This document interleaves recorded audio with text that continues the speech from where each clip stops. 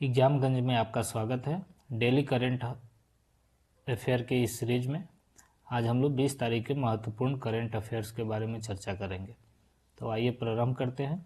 आज का हमारा पहला प्रश्न है कि हाल ही में जापान के प्रधानमंत्री का नाम बताइए जिन्होंने इस्तीफा दिया है। हाल ही में जापान के प्रधानमंत्री पद से किसने इस्तीफा दिया है? तो इसका आंसर बी है साने तकाइची।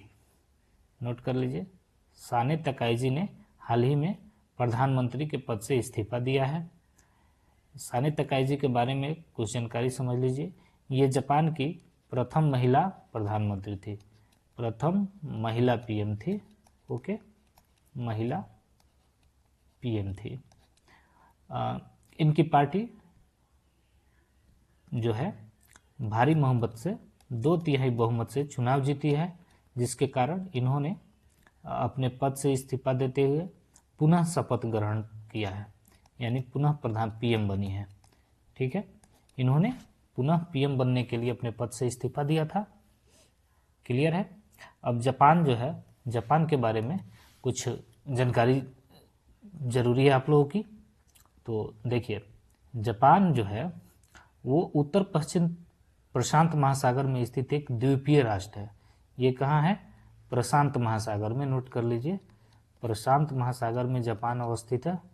प्रशांत महासागर, ये एक द्वीपीय देश है, यानी द्वीप पे बसा हुआ देश है। क्लियर है। और यहाँ के द्वीप की आप बात करिएगा तो यहाँ के प्रमुख द्वीप में आपने नाम भी सुना होगा, होन्शु। होन्शु द्वीप का नाम आपने, होन्शु द्वीप यहाँ का महत्वपूर्ण द्वीप है। इसके अलावे भी यहाँ आप देखेंगे शिकोकू, शिकोकू द्वीप, और भी आपने सुना होगा क्योसु द्वीप, क्योसु, ये यहाँ का प्रमुख द्वीप है। तो इसके नाम को आप याद कर लीजिए, ये बड़ा फेमस द्वीप है। इसके साथ साथ एक और यहाँ द्वीप है, होकाइडो, फेमस द्वीप है होकाइडो। कई बार प्रश्नों में इसे पूछा जाता रहा है। होकाइडो भी यहाँ का प्रमुख द्वीप है। देखिए, जापान के बारे में, जापान की राजधानी जो है टोक्यो है। जापान की राजधानी क्या है? तो इसकी राजधानी हो जाएगी टोक्यो। नोट कर लीजिए, टोक्यो जापान की राजधानी है। ठीक है, ये राजधानी जो है होन्शु द्वीप पे अवस्थित है, होन्शु द्वीप पे ही अवस्थित है। टोक्यो कहाँ अवस्थित है? तो होन्शु द्वीप पे टोक्यो अवस्थित है। टोक्यो के बारे में आपने देख लिया। जापान जो है, जापान के ज्योग्राफी की जब आप बात करेंगे तो जापान का 80% इलाका जो है पहाड़ी है। जापान का 80% भाग पहाड़ है। ठीक है, और माउंट फूजी, नोट कर लीजिए, माउंट फूजी यहाँ की सबसे ऊंची चोटी है, यानी सबसे ऊंची चोटी का नाम माउंट फूजी है। इसको नोट कर लीजिए। अच्छा, आप जब प्रशांत महासागर को पढ़ेंगे तो पैसिफिक रिंग ऑफ फायर एक टर्म आएगा, ring of fire, ring of fire. तो ये जो पैसिफिक रिंग ऑफ फायर है, जापान इसी पर बसा हुआ है। ठीक है ना, जापान जो है इसी पैसिफिक रिंग ऑफ फायर पे बसा हुआ है। इसका अर्थ क्या हुआ कि ये प्रशांत महासागर में ज्वालामुखियों का एक सीरीज है, उसी सीरीज पे को रिंग ऑफ फायर कहा जाता है, जिसे अग्नि मेखला भी कहा जाता है, अग्नि मेखला के नाम से भी जाना जाता है, और इसी पे बसा हुआ है जापान। क्लियर है। ये देखिए, चूंकि यहाँ पे ज्वालामुखी अक्सर उद्गार होते रहता है और ज्वालामुखी घटनाओं के कारण यहाँ पर हमेशा भूकंप और सुनामी की संभावना बनी रहती है। हमेशा आप देखेंगे जापान में भूकंप और सुनामी आते रहती है, यानी यहाँ पे डिजास्टर की तीव्रता इंटेंसिटी काफ़ी हाई है और इसकी फ्रीक्वेंसी भी अधिक है, यानी यहाँ बार बार जो है आप देखेंगे कि इस तरह की घटनाएं होते रहती है। तो आइए नेक्स्ट देखेंगे कि जापान के बारे में कुछ और भी फैक्चुअल जानकारी है जिसे आपको जानना चाहिए। तो उसमें सबसे महत्वपूर्ण और चीज़ों को देखिएगा तो जापान का जीडीपी पूरे वर्ल्ड में चौथे स्थान पे है। जीडीपी के मामले में जापान पूरे वर्ल्ड में 4th स्थान पे है और यहाँ की मुद्रा जो है येन है। यहाँ की मुद्रा येन है, नोट कर लीजिए, जापान की मुद्रा का नाम येन है। ठीक है, जापान टेक्नोलॉजी के मामले में काफ़ी आगे है। टेक्नोलॉजी आदान प्रदान की बात किया जाए तो भारत के साथ इसके बहुत अच्छे संबंध रहे हैं। एग्जाम्पल के तौर पे आप देखेंगे तो भारत में जो मेट्रो परियोजना, मेट्रो रेल परियोजना जो हमारे यहाँ चलती है, हमारे यहाँ की मेट्रो रेल परियोजना जो है जापान की ही है। मेट्रो जो है जापान की ही तकनीक पे भारत में मेट्रो चल रही है। दूसरा, बुलेट ट्रेन का जो कंसेप्ट आया था भारत में, बुलेट ट्रेन का कंसेप्ट जो आया है भारत में, वो भी जापान से ही आया है। तो जापान टेक्नोलॉजी के मामले में भी काफ़ी महत्वपूर्ण है। क्लियर है? अच्छा, अभी आप ये जो प्रश्न देख रहे थे कि जापान की प्रधानमंत्री ने इस्तीफा दिया, साने तकाइची, तो इन्होंने इस्तीफा दिया और पुनः वहाँ की पीएम भी बन गई। ठीक है। अच्छा, जापान में राजतंत्र है, देखिएगा जापान में राजतंत्र जो है तो राजा ही वहाँ का राष्ट्रीय प्रतीक है। क्लियर है? और वर्तमान में वहाँ के जो सम्राट हैं उनका नाम नारुहितो है, नारुहितो। ठीक है, नारुहितो वहाँ के शासक हैं। क्लियर है? और जापान जो है दुनिया में सबसे अधिक उसकी औसत जीवन प्रत्याशा है, जीवन प्रत्याशा है। पूरे वर्ल्ड में सबसे बेहतर इन्हीं लोगों का जीवन प्रत्याशा है। आप भारत का बताइएगा कि भारत का जीवन प्रत्याशा कितना है, ये क्वेश्चन आपके लिए छोड़ के जा रहा हूँ। अब मैं नेक्स्ट क्वेश्चन देखता हूँ कि हमारा दूसरा प्रश्न है कि हेनले पासपोर्ट इंडेक्स 2026 में भारत का रैंक क्या है। देखिए, हेनले पासपोर्ट इंडेक्स में भारत का रैंक क्या है, तो भारत का रैंक इसमें 75वां है। कितना है? 75 है। 75 रैंक भारत को प्राप्त है। इसमें सबसे बेहतर स्थिति सिंगापुर की है। सिंगापुर को फर्स्ट स्थान इसमें प्राप्त है। क्लियर है? तो अब आपको ये देख लेना है कि हेनले पासपोर्ट इंडेक्स क्या होता है। तो एक्चुअल में ये किसी देश की पासपोर्ट की स्थिति को बताता है कि वहाँ पासपोर्ट कितना सुगम है। क्लियर है? वहाँ पासपोर्ट की सुगमता को बताता है। तो इसमें देखिए, सिंगापुर जो है वो पूरे वर्ल्ड में पासपोर्ट सुगमता की स्थिति में फर्स्ट स्थान पे आता है।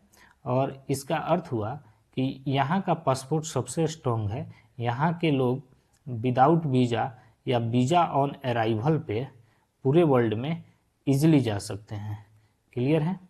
तो प्रथम स्थान पे सिंगापुर है और इसमें द्वितीय स्थान पर सिंगापुर हो गया फर्स्ट, और इसमें अंतिम स्थान, लास्ट जो स्थान है वो अफगानिस्तान को प्राप्त है।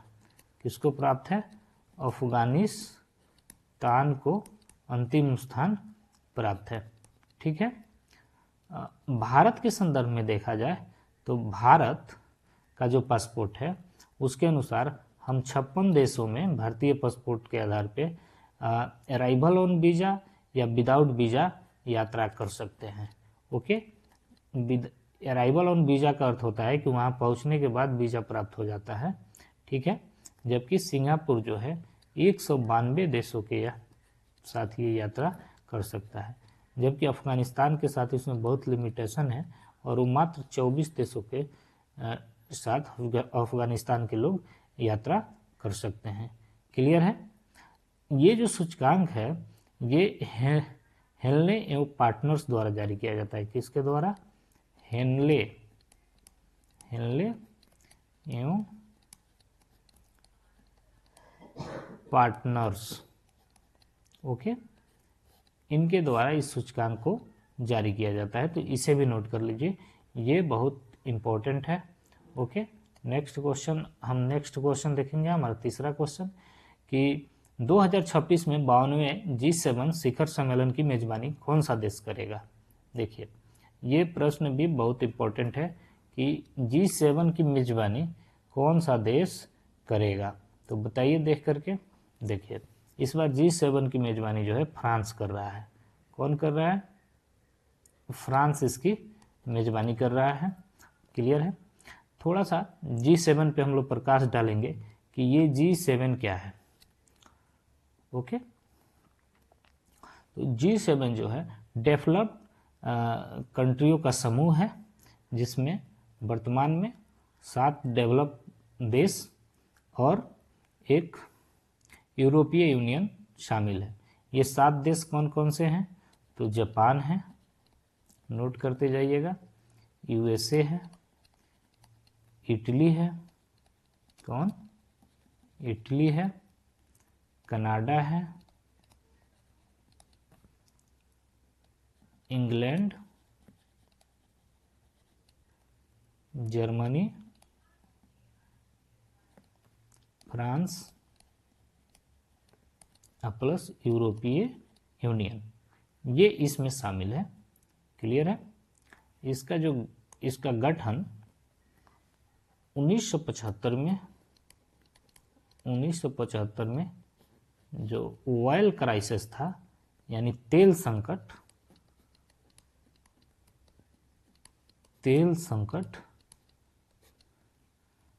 पर चर्चा के लिए प्रारंभ हुआ था और उस समय 6 देशों ने भाग लिया था। आगे चल के इसमें कनाडा भी शामिल हो गया। आगे चल के इन 6 देशों के साथ साथ कनाडा भी इसमें शामिल हो गया। ठीक है। पुनः काफ़ी आगे चल के 1998 में रूस भी इसमें शामिल हुआ, परंतु आगे चल करके क्रीमिया विवाद के चल क्रीमिया विलय करा लिया।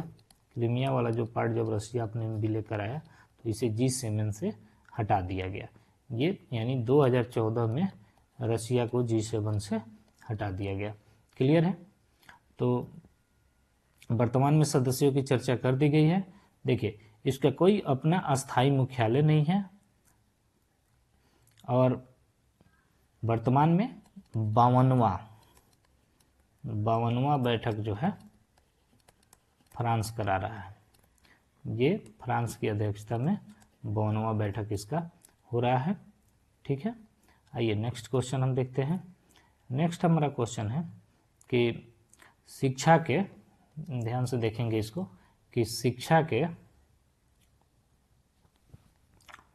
लिए गैर लाभकारी कंपनी बोधन AI, नोट कर लीजिए, बोधन AI किस संस्था में लॉन्च की गई है।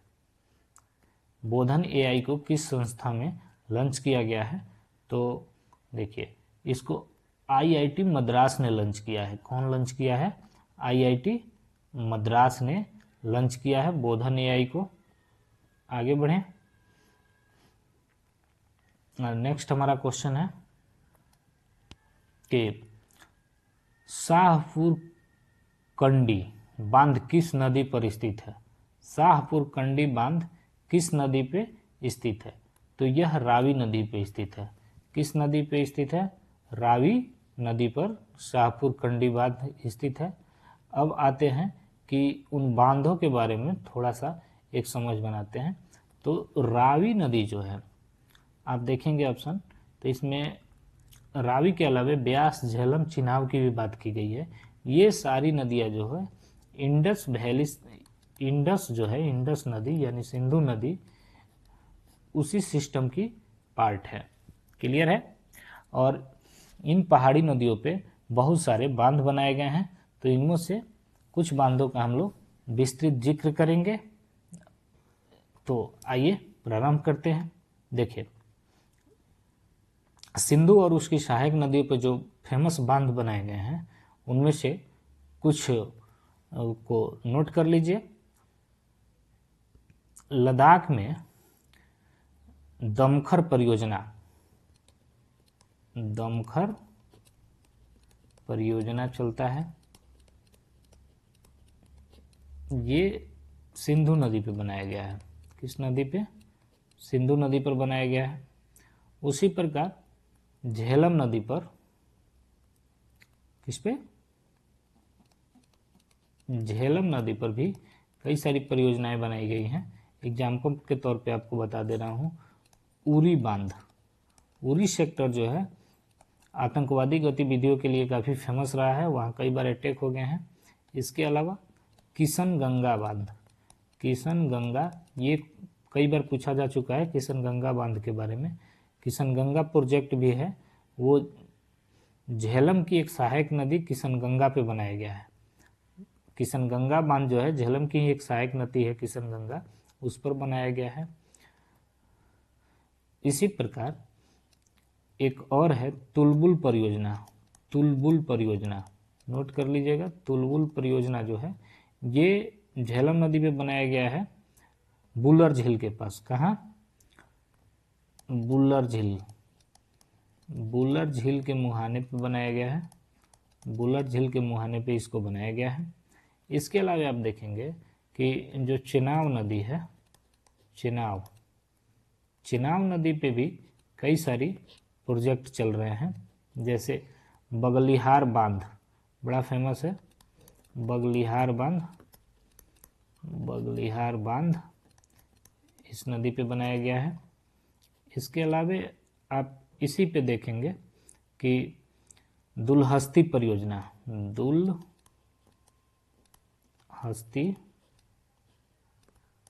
परियोजना जो है चिनाब पे बनाई गई है। इसके अलावा सलाह बांध, सलाह बांध इस पर बनाया गया है। और साथ ही साथ रतले परियोजना नोट कर लीजिएगा। हालांकि बहुत डेप्थ हो रहा है, लेकिन अच्छा रहेगा यदि मान लीजिए कि आप कंप्लीट कर लेते हैं तो।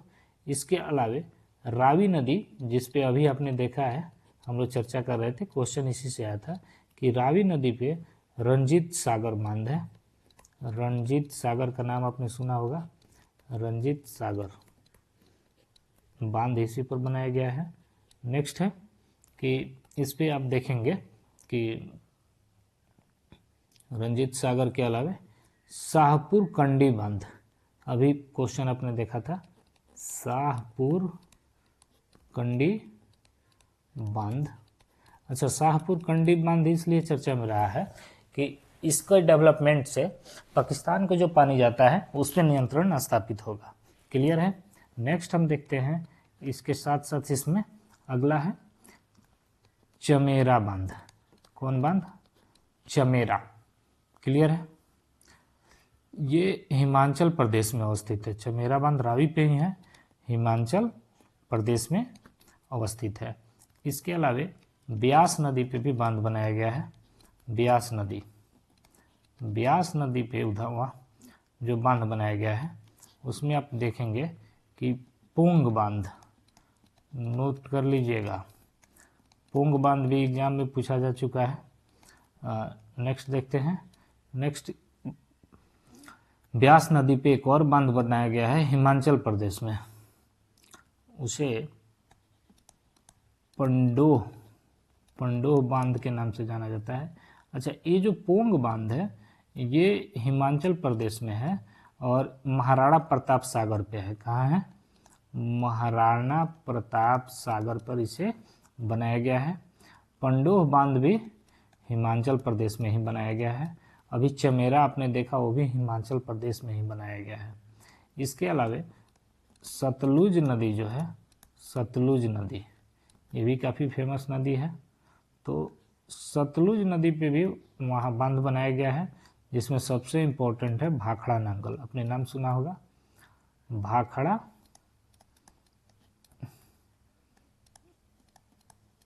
नांगल परियोजना जो है इसी पे बनाया गया है। ये हिमाचल प्रदेश और पंजाब, ठीक है, दोनों से जुड़ा हुआ है। और ये सबसे ऊंचा बांध है, नोट कर लीजिएगा, सबसे ऊंचा बांध है भाखड़ा नांगल परियोजना। इसके अलावे सतलुज पे ही नाथपा झाकड़ी, ये नाम बड़ा इम्पोर्टेंट है। नाथपा झाकड़ी, इसको ज़रूर याद कर लीजिएगा। नाथपा झाकड़ी ये पूछेगा कहाँ है, हिमाचल प्रदेश में बनाया गया है। इसके अलावे हिमाचल प्रदेश में एक और बांध सतलुज नदी पर बनाया गया है, उसका नाम है कोल बांध। कौन बांध? कोल बांध।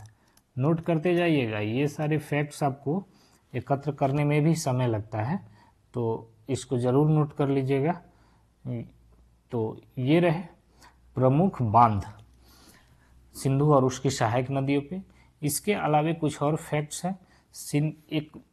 एक और इम्पोर्टेंट इस सेक्टर का चीज़ है सिंधु जल विवाद।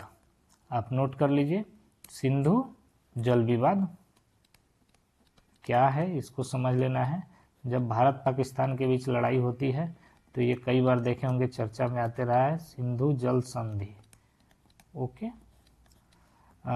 सिंधु जल संधि जो हुआ था, यह जल संधि 1960 में हुआ था। और ये एग्रीमेंट जवाहरलाल नेहरू उस समय भारत के प्रधानमंत्री थे और अयूब खान पाकिस्तान के राष्ट्रपति थे। ओके, जवाहरलाल नेहरू और अयूब खान के बीच हुआ था।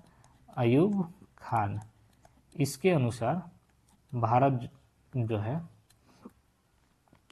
इसमें सिंधु जल जो बेसिन है उसका 80% पानी पाकिस्तान यूज करता है और 20% पानी इंडिया यूज करता है।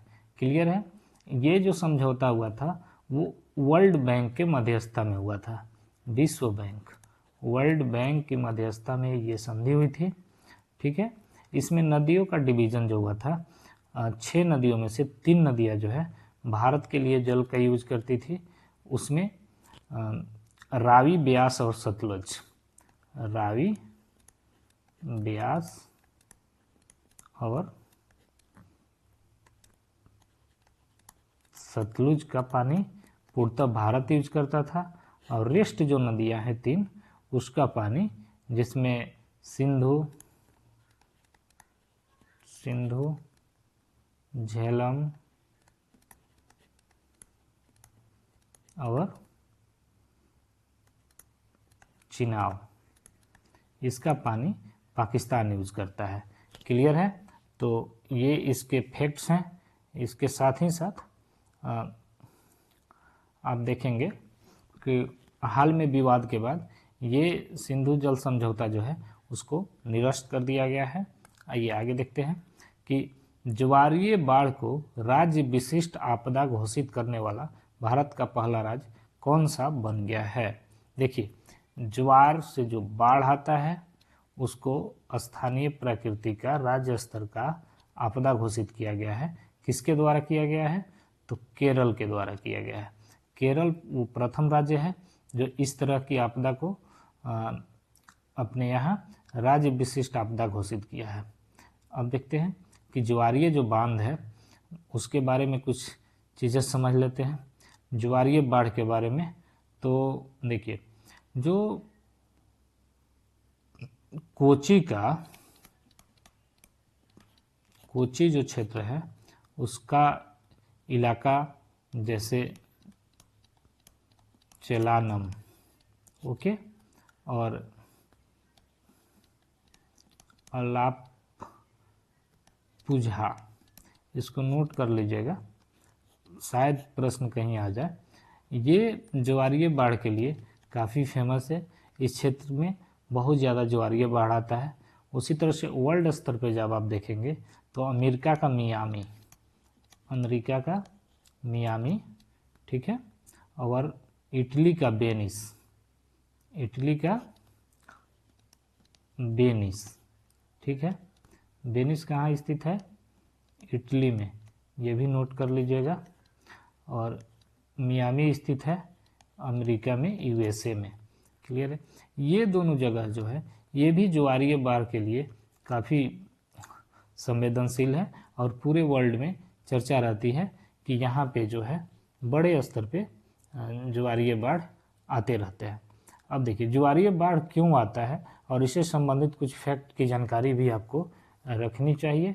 ओके, तो देखिए ज्वारीय बाढ़ आने का मुख्य कारण क्या है कि चंद्रमा और सूर्य की गुरुत्वाकर्षण शक्ति है वो पृथ्वी के घूर्णन के प्रभाव के कारण, ठीक है ना, क्या क्या, चंद्रमा हो गया, सूर्य हो गया और पृथ्वी हो गई। ओके, पृथ्वी जो है हमेशा घूर्णन कर रही रहती है, तो इसके रोटेशन के कारण क्या होता है कि पृथ्वी के घूर्णन से जो प्रभाव उत्पन्न होता है उसके कारण समुद्र के स्तर में उतराव चढ़ाव आता है और यही उतराव चढ़ाव जो है वो ज्वार भट्टा कहलाता है। क्या कहलाता है? ज्वार भट्टा, ज्वार भट्टा कहलाता है। ये क्यों होता है? तो इसका मूल कारण जो है गुरुत्वाकर्षण है, ग्रेविटेशन के कारण, ग्रेविटेशन के कारण ऐसा होता है, गुरुत्वाकर्षण के कारण ऐसा होता है।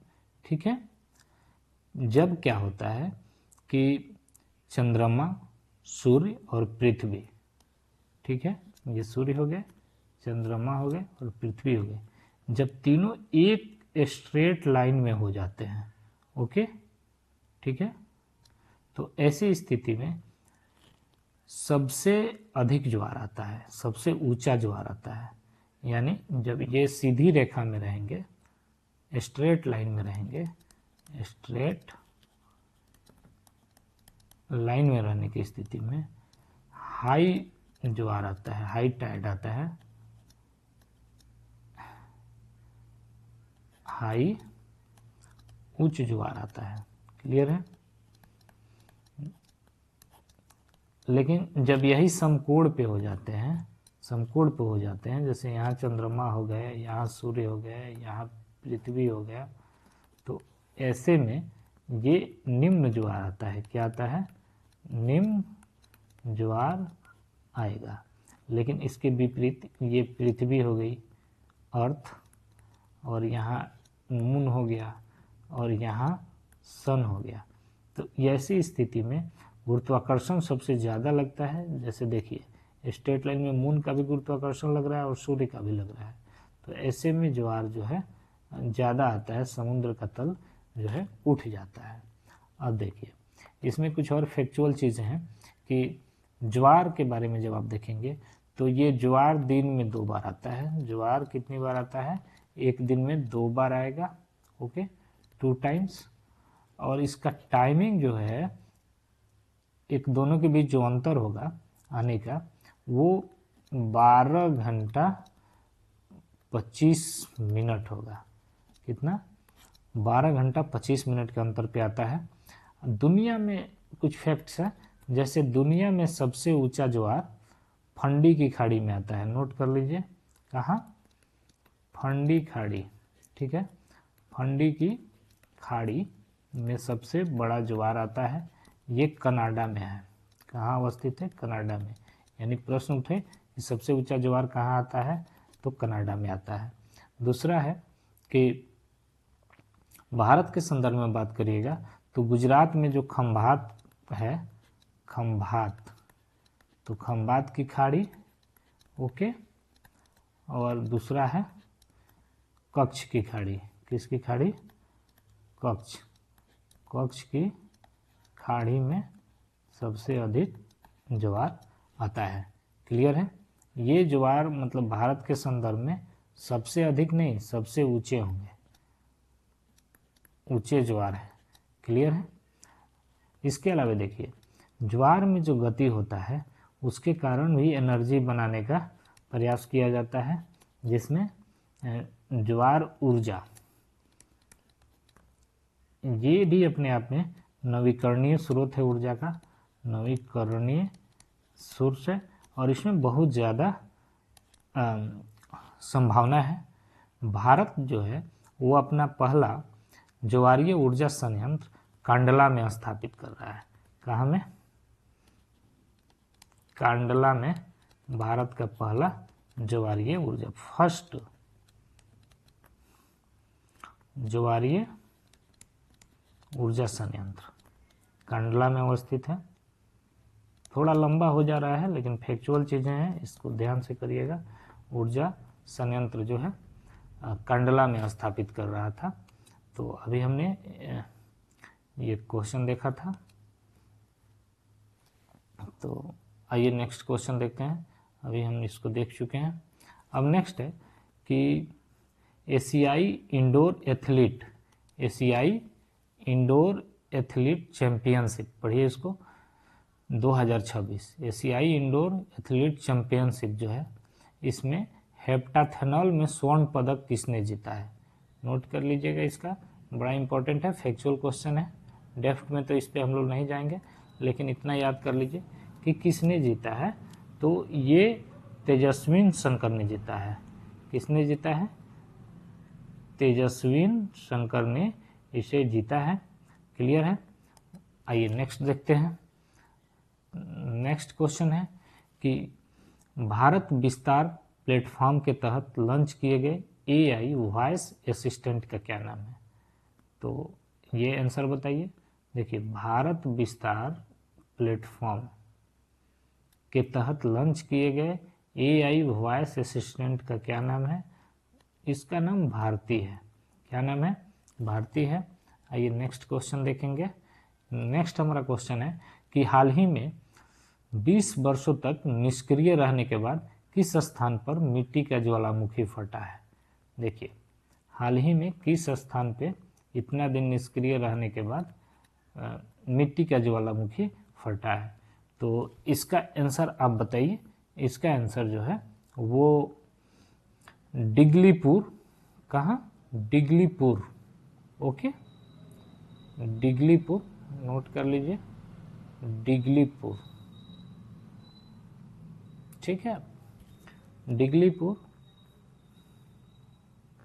नॉर्थ अंडमान, डिगलीपुर उत्तरी अंडमान में ये घटना हुई है। मड वोल्केनो यानी मिट्टी का ज्वालामुखी फटा हुआ है। अब देखिए, ज्वालामुखी जो है उसके बारे में थोड़ी सी आपको समझ चाहिए। यहाँ मड वोल्केनो की बात कर रहा है। मड, इसमें से मड निकलता होगा। ठीक है।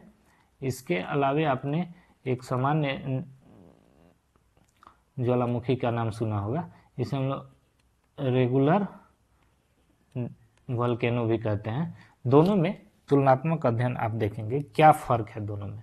देखिए, रेगुलर ज्वालामुखी जो है उसमें मैग्मा या लावा निकलता है, मैग्मा या लावा निकलता है। क्लियर है। जबकि इसमें कीचड़ और गारा निकलता है। कीचड़, कीचड़ या गारा इसमें निकलता है। ठीक है। जो रेगुलर ज्वालामुखी आप देखते हैं ये बहुत गर्म होता है। क्या होता है? बहुत गर्म, मतलब अत्यधिक, एकदम एक्सट्रीम, अत्यधिक गर्म होता है। इसके विपरीत मड जो होता है वो ठंडा होता है या गुनगुना होता है, हल्का हल्का गर्म होगा, गुनगुना टाइप होता है। क्लियर है। दोनों में जो गैसें निकलती हैं तो उसमें आप देखेंगे, आप रेगुलर वाले में SO2 CO2 की मात्रा काफ़ी ज़्यादा होती है। इसके अलावा राख भी निकलता है। ठीक है। जबकि मड वाले में आप देखेंगे कि मीथेन और नाइट्रोजन, नाइट्रोजन बड़े स्तर पे निकलता है। ठीक है। भारत में रेगुलर ज्वालामुखी की बात करिएगा तो बैरन आइसलैंड पे आप देखेंगे कि एक्टिव ज्वालामुखी है। ओके, बैरन आइसलैंड जो है, आइसलैंड पे ये मिलता है। जबकि मड वाला अभी आपको एक एग्जांपल दिया था कि डिगलीपुर, कहाँ, डिगलीपुर, इसके अलावे एक और है बारातांग, कहाँ, बाराटांग, ये दोनों साउथ अंडमान में है। ये दोनों कहाँ हैं, अंडमान में अवस्थित है। क्लियर है। तो ये ज्वालामुखी से संबंधित कुछ फैक्ट्स है। अब आइए नेक्स्ट क्वेश्चन देखेंगे। हमारा अगला जो प्रश्न है, अगला प्रश्न देखेंगे तो अगला प्रश्न कह रहा है कि भारतीय सनद लेखाकारी, भारतीय संधि लेखाकार संस्थान, क्लियर है, कह रहा है कि the institute of chartered accountant of India, okay, भारतीय सनदी लेखाकार संस्थान के 74वें अध्यक्ष कौन बनाए गए हैं। ठीक है, तो इसके 74वें अध्यक्ष प्रसन्ना कुमार डी बनाए गए हैं। कौन बनाए गए हैं, प्रसन्ना कुमार डी को बनाया गया है, नोट कर लीजिए। ठीक है, आइए नेक्स्ट क्वेश्चन देखते हैं। दुर्लभ आनुवंशिक विकारों के लिए भारत का पहला सरकारी सहायता प्राप्त बायो बैंक कहाँ बनाया जा रहा है। भारत सरकार के सहयोग से एक बायो बैंक का निर्माण किया जा रहा है। क्लियर, कहाँ किया जा रहा है, तो इसको अहमदाबाद में बनाया जा रहा है, नोट कर लीजिए। अहमदाबाद में बायो बैंक का निर्माण कराया जा रहा है। नेक्स्ट क्वेश्चन देखते हैं।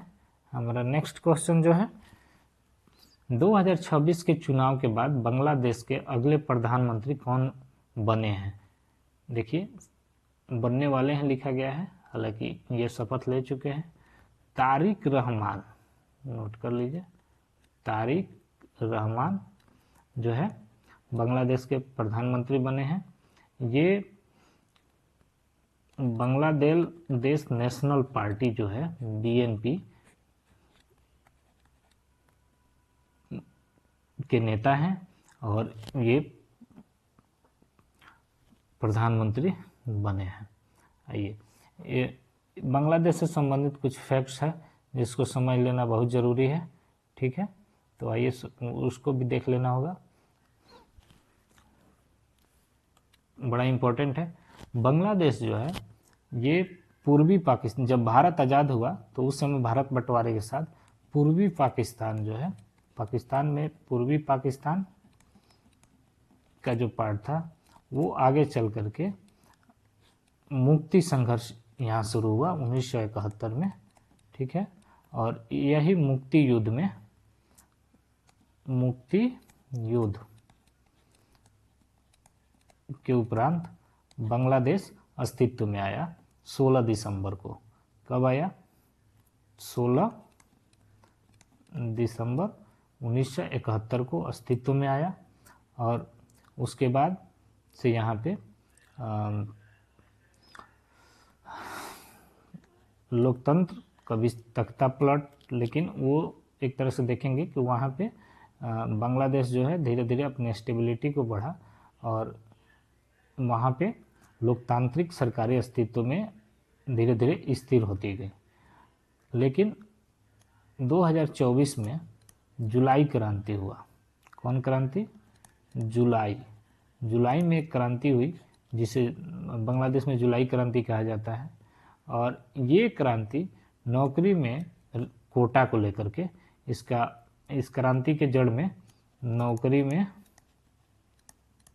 में कोटा को लेकर के ये विस्फोट हुआ था। हालांकि जड़ में बहुत सारी चीज़ें रही होंगी। ठीक है, और उसके बाद छात्रों ने व्यापक आंदोलन किया और शेख हसीना जो उस समय वर्तमान प्रधानमंत्री थी, तत्कालीन पीएम थी वो, ठीक है, उनको अपना देश छोड़कर जाना पड़ा और वो भारत में आके शरण ली, शेख हसीना। ठीक है, उन्होंने अपना देश छोड़ा, भारत में आके शरण ली। ठीक है, और उस समय वहाँ पे अंतरिम सरकार का गठन किया गया और अंतरिम सरकार का गठन किया गया और उसके मुखिया बनाए गए, यानी वहाँ के एक तरह से कहिए अंतरिम सरकार की बागडोर संभाले मोहम्मद यूनुस। मोहम्मद यूनुस के बारे में जान लीजिए कि ये बांग्लादेश के नोबेल पुरस्कार विजेता हैं, नोबेल पुरस्कार विजेता। ठीक है, इन्होंने अंतरिम सरकार का नेतृत्व किया और इसके उपरांत स्थिरता आने के साथ ही यहाँ चुनाव कराया गया। चुनाव हुआ, ये चुनाव 18 महीने बाद हुआ। संघर्ष के जो क्रांति हुई थी, जुलाई क्रांति, उसके 18 महीने बाद चुनाव हुआ और उसमें बीएनपी, बांग्लादेश नेशनल पार्टी जो है, उसके बड़ी जीत हासिल की उसने और उसी के तहत तारिक रहमान वहाँ के पीएम बनाए गए हैं। और जब इन्होंने पीएम पद का शपथ लिया तो भारत को भी न्योता दिया था, जिसमें हमारे लोकसभा अध्यक्ष ओम बिरला वहाँ गए और उन्होंने हिस्सा लिया। ठीक है, ओम बिरला ने इस समारोह में हिस्सा लिया। क्लियर है? तो आइए इसके बाद हम नेक्स्ट क्वेश्चन देखेंगे। हमारा अगला प्रश्न है कि कौन सा संगठन आंध्र प्रदेश में भारत का पहला समर्पित एआई विश्वविद्यालय स्थापित कर रहा है? बड़ा इंपॉर्टेंट क्वेश्चन है कि कौन सा संगठन जो है कि एआई विश्वविद्यालय स्थापित कर रहा है, बताइए। देखिए,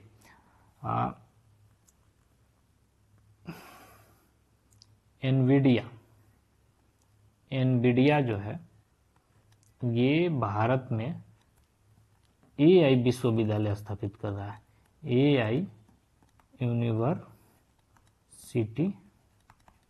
यूनिवर्सिटी की स्थापना कर रहा है।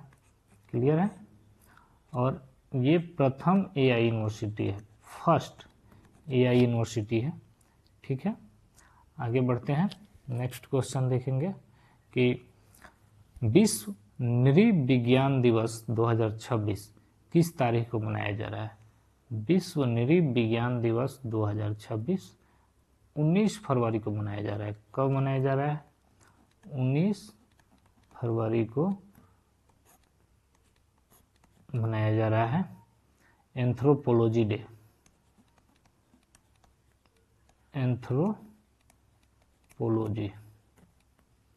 डे मनाया जा रहा है। क्लियर है? आइए हम नेक्स्ट क्वेश्चन देखते हैं। यस बैंक के नए एमडी और सीईओ के रूप में किसे नियुक्त किया गया है? यस बैंक के नए एमडी और सीईओ के रूप में किसे नियुक्त किया गया है? विनय मुरलीधर टोसे। नोट कर लीजिए, विनय मुरलीधर टोसे को नया सीईओ और एमडी नियुक्त किया गया है यस बैंक का। किस बैंक का? यस बैंक का। आइए नेक्स्ट देखते हैं। हमारा अगला प्रश्न है कि निम्नलिखित में से किस स्थान को हाल ही में रामसर सूची में शामिल किया गया है? ठीक है, किस स्थान को रामसर सूची में शामिल किया गया है? ऑप्शन देखिए, ऑप्शन जो हमारा है पटना पक्षी अभ्यारण्य, और दूसरा है गुजरात, ओके, दूसरा है गुजरात का छारी दंड। ठीक है, तो दोनों में बताइए। देखिए, बहुत स्पष्ट रहना है कि दोनों को शामिल किया गया है, पटना पक्षी अभ्यारण्य को भी और छारी दंड गुजरात को भी। क्लियर है? यानी हमारा आंसर सी होगा। ए और बी दोनों सही है। पटना पक्षी अभ्यारण्य जो है उत्तर प्रदेश के इटावा में अवस्थित है, जबकि छारी दंड गुजरात में अवस्थित है।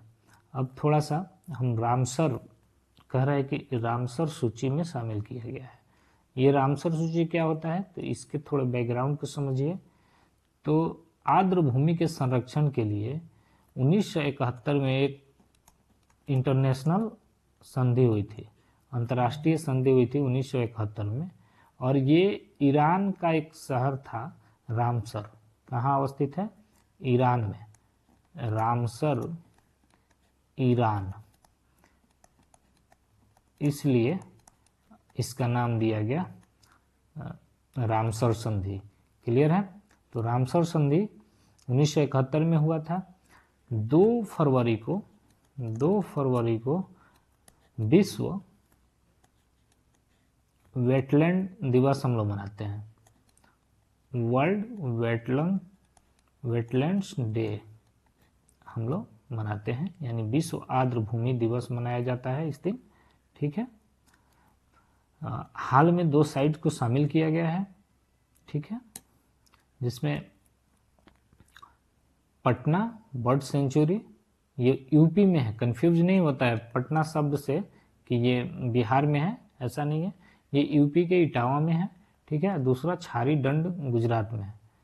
इन दोनों को मिला करके वर्तमान में कुल 84 साइट्स को, भारत के कुल 84 साइट्स, केवल भारत में इतने साइट्स हैं जो रामसर सूची में शामिल कर लिए गए हैं। ठीक है, इसके अलावा भी रामसर सूची से संबंधित फैक्ट्स की बात की जाए तो आप देखेंगे कि भारत के संदर्भ में ये जो 84 देख रहे हैं, इसमें सबसे ज़्यादा संख्या जो है तमिलनाडु से है। कहाँ से है? तमिलनाडु से है। तमिलनाडु से सबसे ज़्यादा सूची में शामिल है। टोटल 16 शामिल है। क्लियर है? और दूसरे नंबर पे उत्तर प्रदेश आता है, यूपी आता है, जहाँ से 11 स्थल शामिल है। ठीक है, रामसर सूची में शामिल होने वाला भारत का प्रथम यदि किसी साइट को शामिल किया गया तो चिलिका झील को किया गया था। नोट कर लीजिए, चिलिका झील। हम लोग कभी डिटेल में चिल्का झील के बारे में भी पढ़ेंगे। ये उड़ीसा में अवस्थित है। कहाँ अवस्थित है चिल्का झील? उड़ीसा में अवस्थित है। ये खारे पानी का झील है। किस पानी का झील है? खारे पानी का झील है। यहाँ पे नेवी की, जो हमारी नौसेना है, नेवी की ट्रेनिंग भी दी जाती है। क्या होता है? ट्रेनिंग यहीं से कराई जाती है। क्लियर है? तो भारत में सबसे पहले चिल्का झील को शामिल किया गया था, और इसके साथ एक और शामिल किया था, दोनों एक ही साथ शामिल हुआ था, केओला देव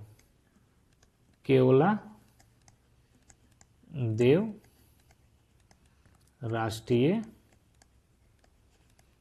उद्यान। ये कहाँ अवस्थित है? केओला देव राष्ट्रीय उद्यान जो है राजस्थान में अवस्थित है। कहाँ अवस्थित है? तो राजस्थान में अवस्थित है।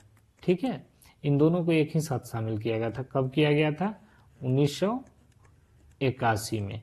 यानी भारत का पहला स्थल कब शामिल किया गया रामसर लिस्ट में? तो 1981 में। अब देखिए कुछ और फैक्ट्स हैं कि यदि सबसे बड़े रामसर साइट की बात की जाए भारत के संदर्भ में, कौन सा है? तो सुंदरबन। कौन सा? सुंदरबन जो है पश्चिम बंगाल में है। ये सबसे बड़ा है, बिगेस्ट कह लीजिए। ठीक है, या लार्जेस्ट कह लीजिए। बिगेस्ट सब ठीक नहीं रहेगा, लार्जेस्ट सबसे बड़ा साइट है सुंदरबन। और सबसे छोटा साइट की बात की जाए तो स्मॉलेस्ट, तो रेणुका जो वेटलैंड है, रेणुका आर्द्र भूमि, ये स्मॉलेस्ट साइट है। क्लियर है? ये कहाँ अवस्थित है? रेणुका हिमाचल प्रदेश में अवस्थित है। नोट करते जाइएगा, बड़ा इंपॉर्टेंट है। ठीक है, इसके अलावा एक मैंट्रेक्स रजिस्टर संधारित होता है। कौन सा रजिस्टर? मॉन्ट्रेक्स रजिस्टर। रामसर साइट में एक रजिस्टर संधारित होता है जिसे मॉन्ट्रेक्स रजिस्टर कहा जाता है। यह पारिस्थितिकी संकट की ओर इशारा करता है। क्या बताता है? जहाँ पारिस्थितिकी संकट रहता है, रामसर साइट पारिस्थितिकी, ये संकट जिस रामसर साइट पे रहता है उसके बारे में ये बताता है। तो इसमें भारत के 2 स्थल शामिल हुए हैं। कौन कौन? केवलादेव। केवलादेव की अभी चर्चा हुई थी, कहाँ अवस्थित है? तो राजस्थान में। और दूसरा लोकटक झील, ये भी पारिस्थितिकी संकट से जूझ रहा है। केवलादेव का तो ऊपर चर्चा हो गया है, राजस्थान में अवस्थित है, और लोकटक मणिपुर में अवस्थित है। ठीक है, तो ये इससे संबंधित कुछ फैक्ट्स हैं। इसके अलावे आप देखेंगे कि पूरे वर्ल्ड में सबसे ज़्यादा रामसर साइट कहाँ अवस्थित है? तो वो यूनाइटेड किंगडम में है। यूनाइटेड किंगडम, क्लियर है? यूके में सबसे ज़्यादा साइट है, सबसे ज़्यादा। नोट करते जाइएगा, भूल जाइएगा। सबसे ज़्यादा साइट्स हैं। तो ये रहा इससे संबंधित कुछ महत्वपूर्ण तथ्य। ठीक है, तो इसके अलावा भी हम क्वेश्चन देखेंगे। तो हमने यस बैंक का एमडी देख लिया है, ये भी देख लिया है। ठीक है, पटना अभ्यारण्य देख लिया। नेक्स्ट देखते हैं अगला क्वेश्चन क्या है। तो हमारा अगला क्वेश्चन है कि gift city company limited, gift city company limited जो है उसके अध्यक्ष के रूप में किसे नियुक्त किया गया है? ठीक है, तो गिफ्ट सिटी कंपनी लिमिटेड के अध्यक्ष उदय कोटक को नियुक्त किया गया है। याद कर लीजिए, नोट करते जाइएगा। उदय कोटक को गिफ्ट सिटी कंपनी लिमिटेड का अध्यक्ष बनाया गया है। ठीक है, इसके अलावा नेक्स्ट क्वेश्चन देखते हैं कि किस संगठन ने भारत की पहली बी कॉरिडोर पहल, बी जो है मधुमक्खी के लिए यूज होने वाला बी है। ठीक है, बी कॉरिडोर पहल की शुरुआत की है? तो NHAI ने किया है। NHAI का फुल फॉर्म होता है national highway authority of India. National highway authority of India, इसने इस कॉरिडोर के लिए सहमति दी है। ठीक है, इसमें कंसेप्ट क्या है इसको समझना बहुत ज़रूरी है। तो देखिए, national highway authority of India ने दिल्ली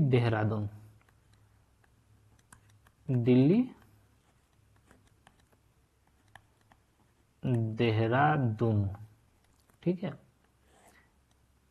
एक्सप्रेसवे है बना हुआ, एक्सप्रेसवे, ठीक है, इसी के किनारे बी कॉरिडोर स्थापित करने जा रही है। बी कॉरिडोर, क्लियर है? इसमें है क्या कि इस राष्ट्रीय राजमार्ग के, थोड़ा डिटेल में पढ़ते हैं, नेशनल हाईवेज हैं उनके किनारे मकरंद युक्त पौधा लगाए जाएंगे। मकरंद युक्त पौधा लगेगा। ठीक है, इससे फायदा क्या है कि बी जो है उसकी जो संख्या घटते जा रही है उस पे प्रभावी नियंत्रण होगा। ठीक है, और उनकी आबादी बढ़ेगी, इससे बायोडाइवर्सिटी भी बढ़ेगा। बायोडाइवर्सिटी जो है उसको भी बढ़ावा मिलेगा। ठीक है, देखिए एक स्थापित फैक्ट है, मधुमक्खी जो है वैश्विक खाद्य फसलों के लगभग 75% परागण के लिए खुद जिम्मेदार है। यानी खाद्य फसलों का 75% परागण केवल मधुमक्खी के कारण होता है। नोट कर लीजिएगा, ये बड़ा इंपॉर्टेंट है। यानी मधुमक्खियाँ नहीं रही तो समझ लीजिए कि उत्पादन पे काफ़ी नकारात्मक असर पड़ेगा। तो जैसे ये गलियारे बनेंगे तो इससे मधुमक्खियों की जो उत्तरजीविता है वो बढ़ेगी और इसका बड़ा लाभ होगा। अगला है कि 20 मई को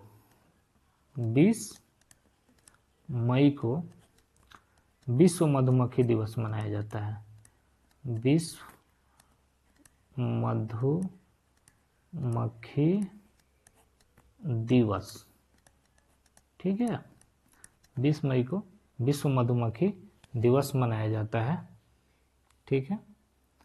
इसके अलावा देखिए हमारे यहाँ हनी मिशन चल रहा है। क्या चल रहा है भारत में? हनी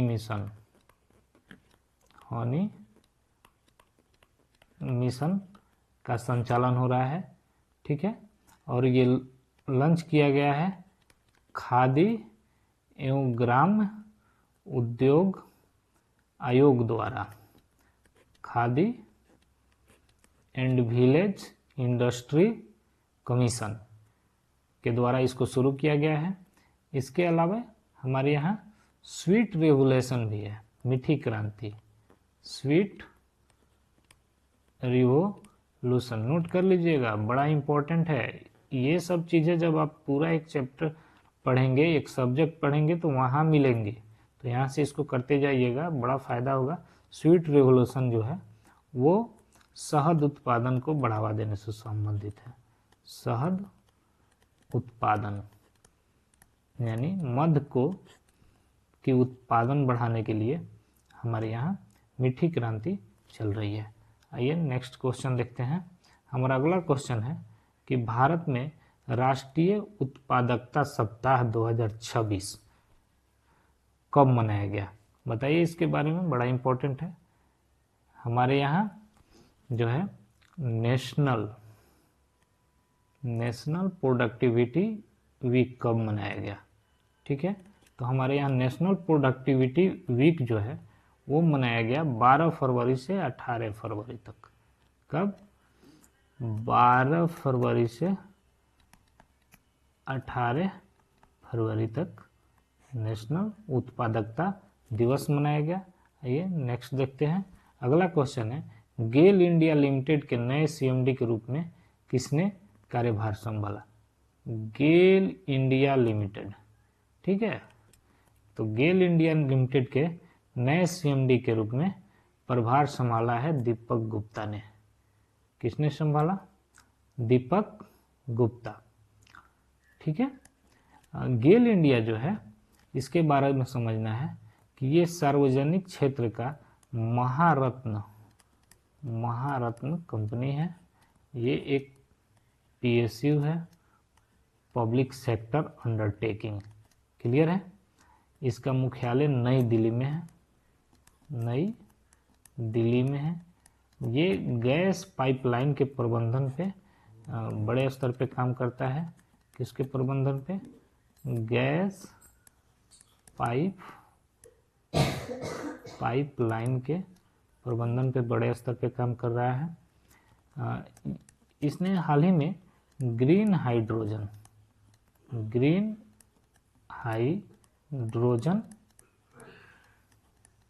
ठीक है ना, को लेकर के एक प्रोजेक्ट विजयपुर में प्रारंभ किया है। कहाँ प्रारंभ किया है? विजयपुर में। विजयपुर मध्य प्रदेश में है, एमपी में है। तो ये कुछ महत्वपूर्ण फैक्ट है। तो आज के लिए इतना ही। चलिए हम नेक्स्ट वीडियो में फिर आएंगे कल के प्रमुख समाचार पत्रों पे जो भी प्रश्न बनेंगे उनको लेकर के। तब तक के लिए बहुत बहुत धन्यवाद। Thank you.